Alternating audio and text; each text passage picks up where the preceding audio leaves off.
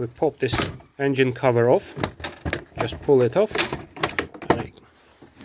First, what we are going to do is free up this area. We remove this cover. We unclip this oil feeding pipe, and we're gonna remove this plastic intake. It's pretty simple, it's not as scary as it looks. We're gonna remove this wire, 3 bolts here. We remove this cup, and then there are 3 bolts for the intake. One is here, 13mm. Another one is on this side here. That one there is 10mm, and one right under this one.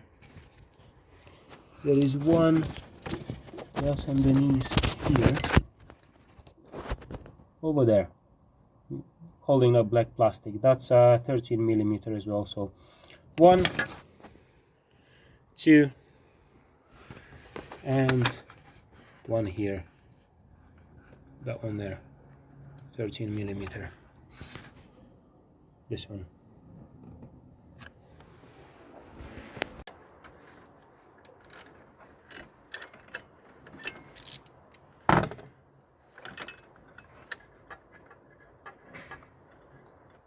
This cover normally is held on 2 bolts and 1 nut on this side, but nevertheless, remove it.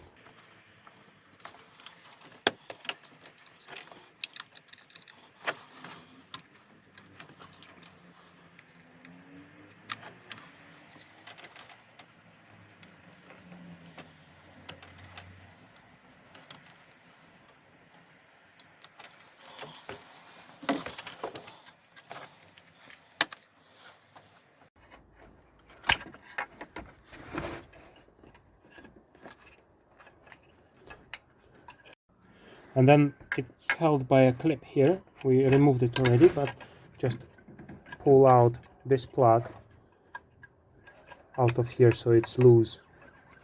Now we freed up the space.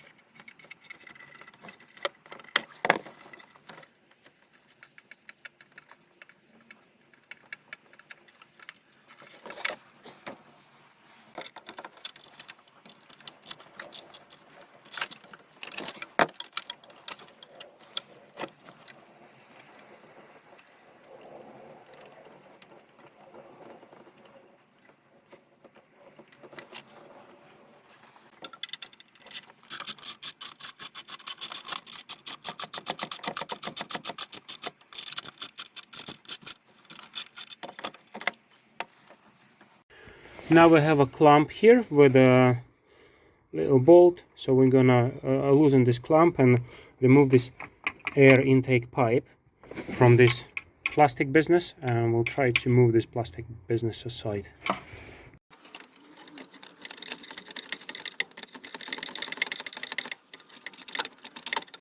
Just to keep this plastics in place while we pulling pipe off, I'm gonna put one of these bolts on.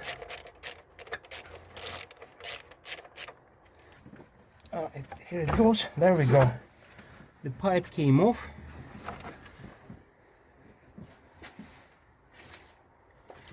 Now we're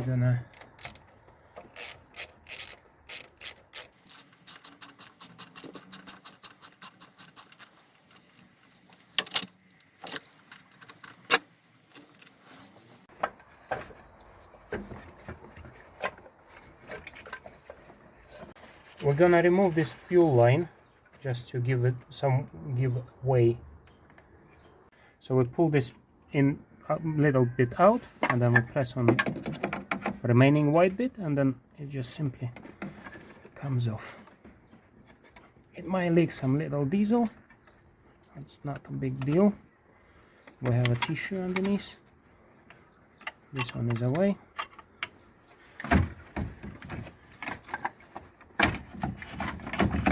We have one more connector here.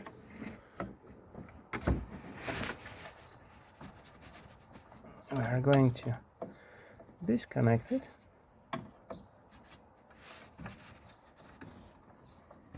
There we go. And now we take the intake out.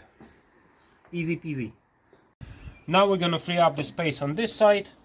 So we squeeze this and take off this coolant pipe, put it aside somewhere.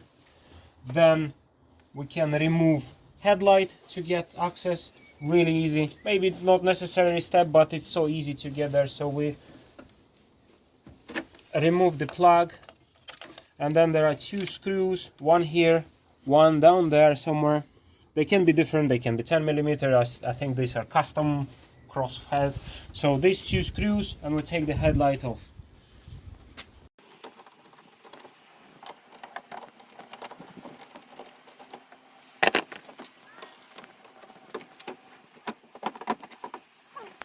And now after this we have all the access to alternator on this end.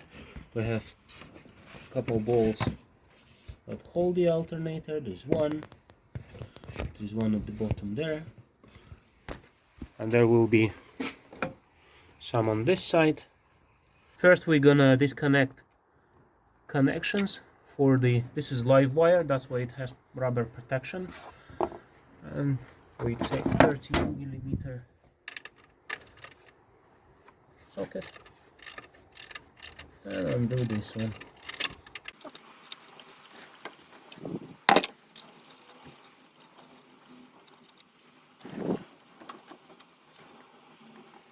Be careful not to lose this little ring. It's like a spring ring, so it makes a pressure for that connection. Then we have a plug here.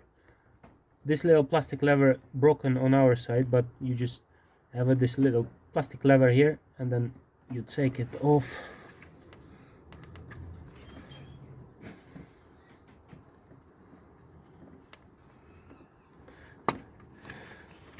There we go.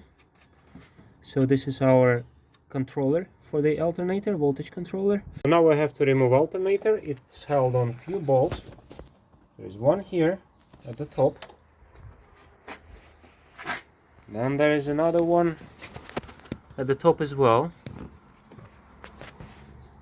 Then there is like a little bracket with the Allen key at the bottom.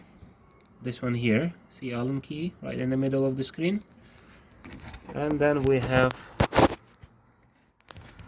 another bolt at the bottom. First we start with this little Allen. It's a 5mm Allen.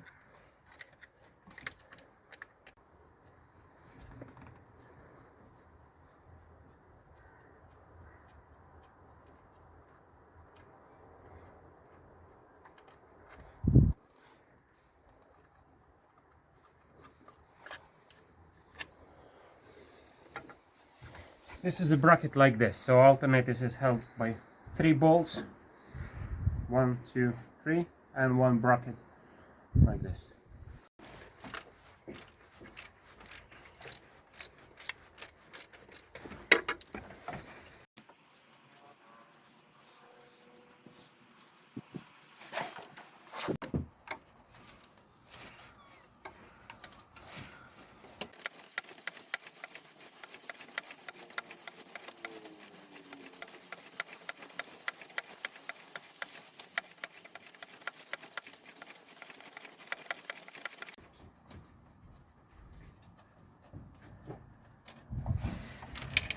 This one was quite long.